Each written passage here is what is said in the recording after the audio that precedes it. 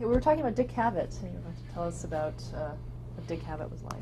I only worked with him once, and I guess he was on ABC as it was a CBS when his final talk show, and as a farewell gift, they gave him his own summer series, and I worked on that. It was a comedy series, and it didn't work. I mean, but we had a lot of fun. He was very nice to work with. I found him very intelligent and easygoing, and I bump into him on the street once in a while. I'd always say, Mr. Geiss, how are you? He asked me to come up and work in his interview show, but I wasn't for the PBS interview show. And when I lived uptown, I used to bump into him all the time. When we were shooting Don't Eat the Pictures, which was the Sesame Street special at the Metropolitan Museum, and we were shooting at the foot of the steps, who came along but Mr. Cavett in his one of those Woody Allen, how do I call it, peasant hats. And Jackie Kennedy was there, because Carolyn was an intern at the Met, and she was there to say hello to Carolyn.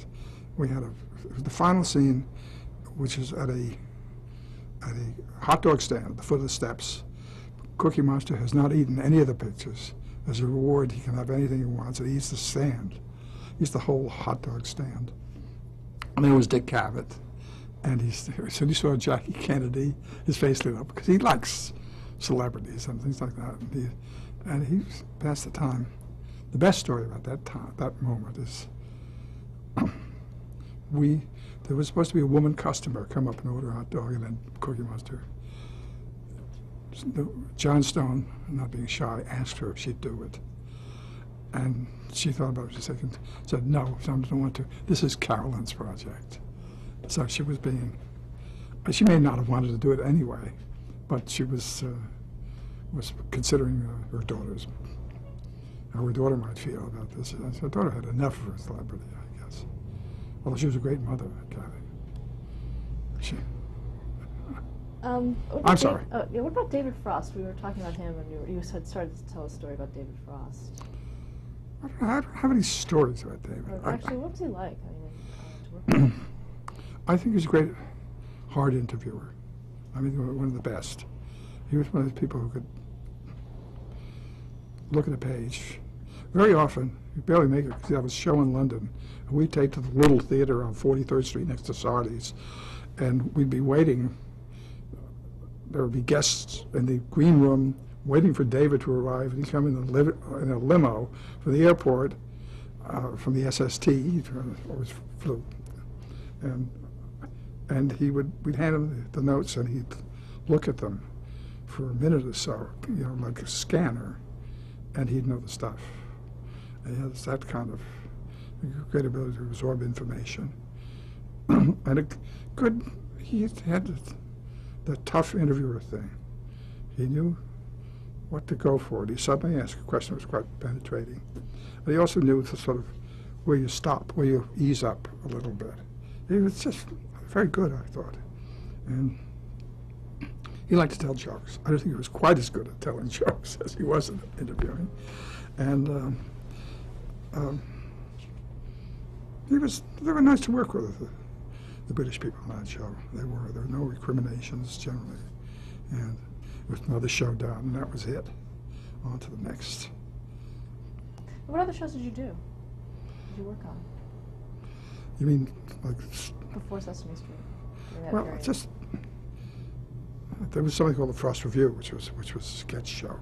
We did after that, and I produced a little talk show at CBS for 1 year. Actually, the previous producer, I was the head writer, and the previous producer was let go, and I was asked by it was a local show, John Bartholomew Tucker, and I went straight from there. I was asked to come over to Children's Television Workshop, and I came. How were you asked? What? Talk about how you were asked to come to Sesame Street. Well, I didn't. First, I worked on the project. I'm Feeling Good. It was a health show. I was asked by the producer, who'd spoken to the same Gary Belkin, who had a reputation on public television because he'd worked on a special called the VD Blues, which had certain reclam, because it was dealing with a health problem through entertainment. And Gary didn't feel like working on this project. He recommended me. And I sounded interesting. It was a head writing job. It was a difficult project. It was a noble project to teach people about their health. And I think we were a little too ambitious in combining, and it promised in the proposal before I to use all the resources of television, which meant soap opera, sketch comedy, songs, dramas, and things like that. And it was, and there were a lot of great things in it. We had Bob and Ray. We did do bits that were wonderful. And then we did some good shows, especially in the second run of it, when we got less fancy. We did a very good show about coming back from a heart attack with Pearl Bailey, who was coming back from a heart attack, and many other sorts of high blood pressure. Blood pressure is a problem. This was sort of aimed, like Sesame Street was originally, at the inner city and poor people. But there were problems. I'll give you a funny example of the kind of problems you have when you deal with health information, which is vital. You get it wrong, no matter how funny the piece is. This is the idea of the tensions, actually. We did two Bob and Ray sketches. One was about high blood pressure. And Ray played a man who'd written a book called Keep Your Blood Pressure Down. And Bob interviews him. And he keeps saying, now in your book, keep down your blood pressure. And Ray would say, now it's keep your blood pressure down. And then he'd give some information, you know. And it goes on all that way. He's getting more and more angry. He said, well, and Ray, to wind it up, Bob says, go to your bookstore and be sure to buy this book, Keep Down Your Blood Pressure. He says, keep your blood pressure down. And he holds up the book and he says, keep your blood pressure down. I said, oh no, they got the cover wrong too. And that was when it was okay.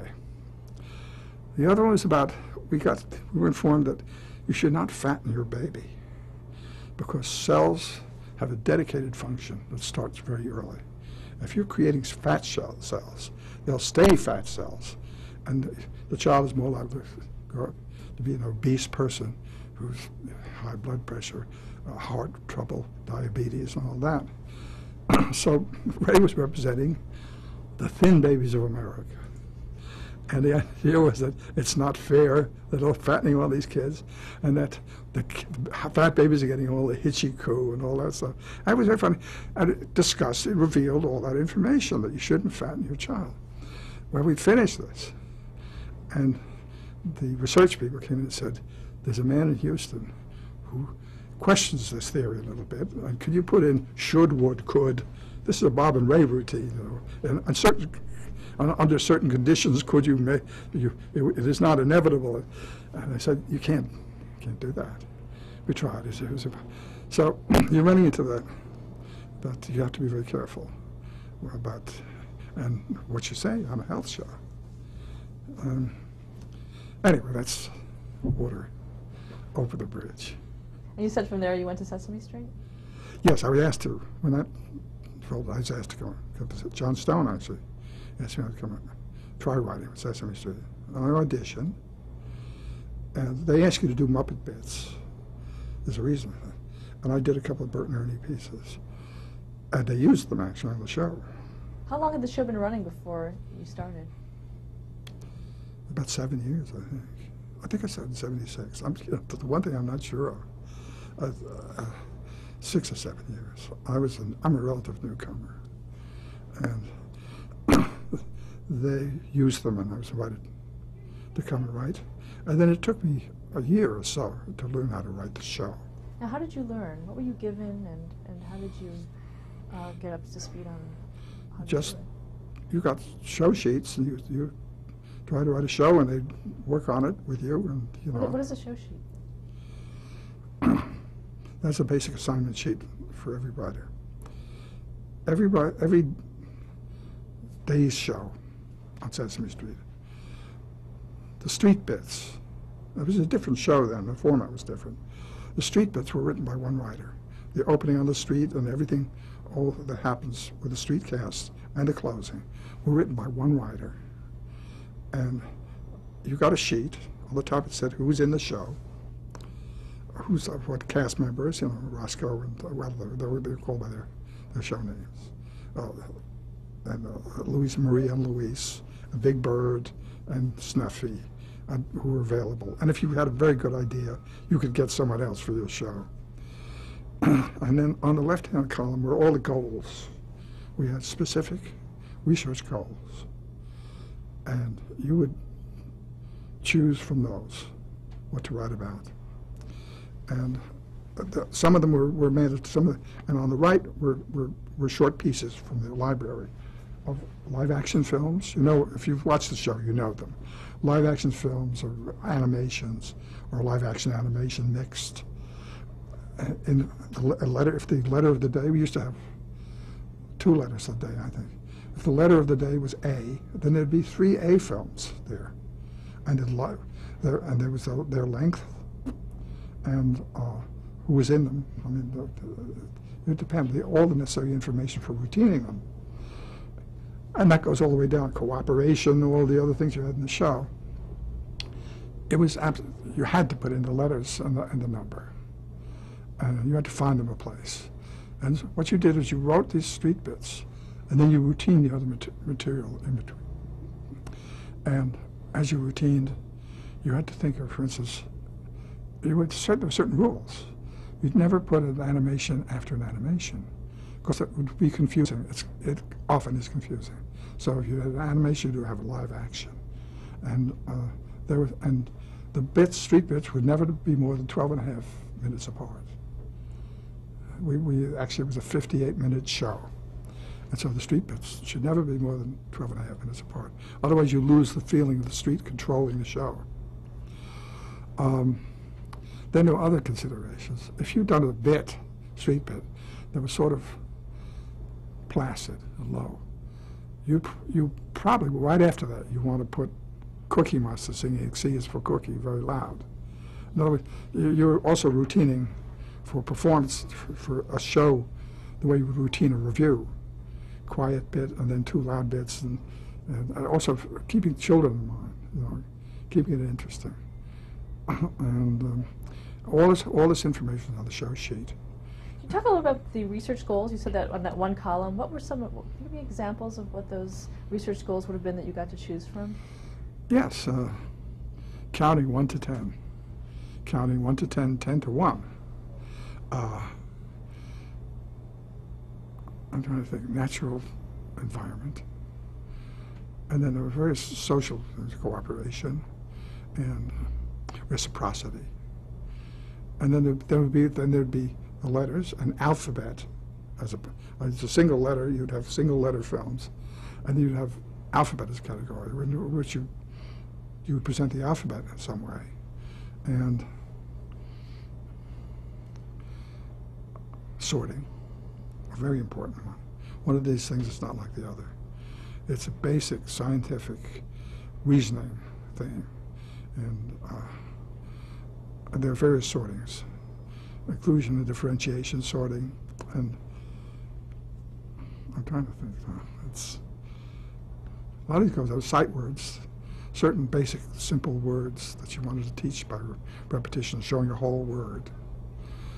Verbal blending, in which you take 2 parts of a word, like the word pan, and you have a P over here and AN over here, and you bring them together, you say pan. That was something that we did a lot of. When we developed a 2-headed monster, it did wonders for that goal. You can get these, I wish I'd bought a source sheet from my old files. But that gives you a sample. I mean,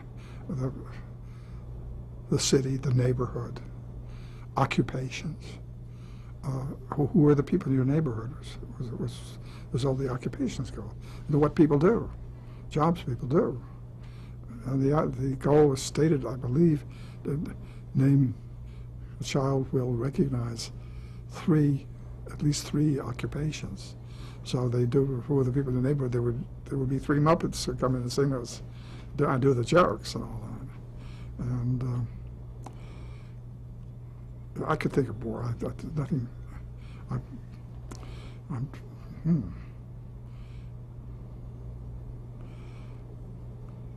Spanish language, Spanish words in Spanish language. We had some Spanish songs. Sing was originally a bilingual song. Sing a song, sing out loud. Sing was sing, canta. Sing a song, canta un canción. Da da da da da da. Why was it important to also teach Spanish? Because we're thinking partly in terms of inner city. This is the Head Start aspect of Sesame Street. Sesame Street was partly financed by Head Start at the beginning because the concept was to help bring kids up to speed to start educationally, to start school. And the target group of all kids who need that were inner city kids, and I think kids in poor areas of the United States where the schooling was less, and in a sense the home was less schooled because of for historical reasons. And that's why Spanish was included, I think, because part of the inner city, the population in the city was Hispanic. It was Hispanic in those days. And it's more, much more now. And that's why Spanish language is included, I believe. Also, the racial balance of the cast reflects that. I mean, if you were going to be, well, of course you need 100 people if you want to represent everything, precisely. But I think that, I believe, I don't know, you'd have to ask someone who was there at the beginning. To a certain extent, it comes from that. But although there's no distinction in the show. I mean, everybody's a person, a grown-up person. One of the great things the kids get from the show is a world in which people talk to kids and listen to them, respond to them, and they can talk to each other. And it doesn't matter what color they are, actually. In that kind of scene, Big Bird talks to Maria, Big Bird talks to Roscoe, talks to Gordon. It's all about kids and grown-ups. Bob. Big Bird talks to Bob. It's Gina. So, in the world of Sesame Street, it doesn't matter. It matters, but it doesn't matter. As role models, yes, it matters. And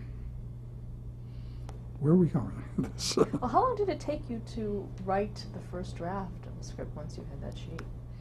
If you had a very good idea, it didn't take any time at all. If you're sweating it, it's if you wasn't coming. So the show has changed. The format of the show has changed. When I first came to Sesame Street, shortly after the Spanish-American War, the show was a lot of street bits. Well, they were not necessarily connected. There wasn't a story going through at all. And well, you had to ask permission to do what they call a two-parter. In other words, something that started, and then there were some pieces, and it finished after those pieces, animation pieces. Then I think about 15 to 20 years ago, it was decided that we should do stories. The day's street pieces should be a continuing story. And it changed the nature of the show. Why was it decided, do you know? I think it was a question of maybe holding kids' interest more. I don't know why. There's another plot that goes on that we don't know so much about as writers, and that is the relation of the show to the kids, how they're reacting, and competition for children's audiences. And I think that you disregard that at your own pain. They have to think about that. Of course, a lot of other things come from it. And so at various times we tried things to freshen the show or to change its nature. I mean, not change its nature, to change its form. And then we did these stories. We went around the corner. Once you know around the corner, it was decided that we'd spend, in addition to being on Sesame Street with the old familiar Hooper store and 123, the steps, and the arbor area with the basketball hoop, that we should look around the corner, go around the corner, and look at what's around the corner from Sesame Street. And around the corner was created out of Kaufman Astoria, a large set, which had, among other things, a subway entrance, a park, a playground, a little playground, a dance studio, a sort of everything variety shop, and my favorite, I think, the Furry Arms Hotel, which was, it's a Muppet hotel. It's one of the funniest things we've ever had on Sesame Street. The name came up because we're trying to think of names for it. Someone said the Right Arms. That's a Muppet term. When you're doing Grover, you have one hand in the head and you have a left hand here. And if you want to have a right hand, you need a right arm in that Muppet. So someone wanted to call it the Right Arms. Someone else said, let's call it the Furry Arms. And it was. And it was extremely funny. Had a revolving door that people got caught in. And it was run by incompetents. What's their names? Humphrey and Ingrid, who were the parents of Natasha, the baby that Kevin Clash does. Brilliant. And it was just wild. It was just farce. Now, how cognizant were you of the adult audience that was watching with their kids? Well, I think everybody knows that we write for the adult audience, too. The thing is, in order to get on Sesame Street, when John was here, and now that Lou is here, you have to be able to write comedy. You must be able to write funny stuff. There were two reasons for that. One is for the kids, and the other is for the parents. It was decided by the research people said Sesame Street is much more educational if parents watch with their children. We do everything to encourage that, and also to keep parents from getting bored, and to keep the writers from getting bored. Also, I'm going to say, so we do funny things, I think. Is it written on two levels, or I mean, how do you balance the comedy? There's a style. I mean, it's a style. I guess it's written on two levels. I mean, we do jokes that are obviously above kids, but the farce stuff, and you never know. The thing is, you never know. Children are much smarter than we allow them to be, I think. And there's always enough. One thing, there's always enough activity going on for the really littles. You know, things that glitter and things moving and things like that. When it goes right up the scale, but you can include that as well as some logic and then some jokes too, and some jokiness too. I mean, Grover faints, Grover lands, Super Grover lands. I mean, nobody has any trouble understanding that. He comes crashing out of the sky, and screams coming down, "Mommy!" And then he comes up woozy, and his cloak is over his helmet. I think everybody understands that. But I think that entertains grown-ups too, because it is so incompetent and so silly. And I think it's a Sesame Street style, which is you have to write funny, but stuff that's available to kids too. It's not easy. That's why it takes special writers, I think. And, now, once the script that first draft was finished, talk about the process. How did it finally make it to air? What's the process? Well, then it goes to research. I mean, the head writer, the writers write with the head writer. The head writer may say, rewrite this before it's into the research. or it goes to research, and research will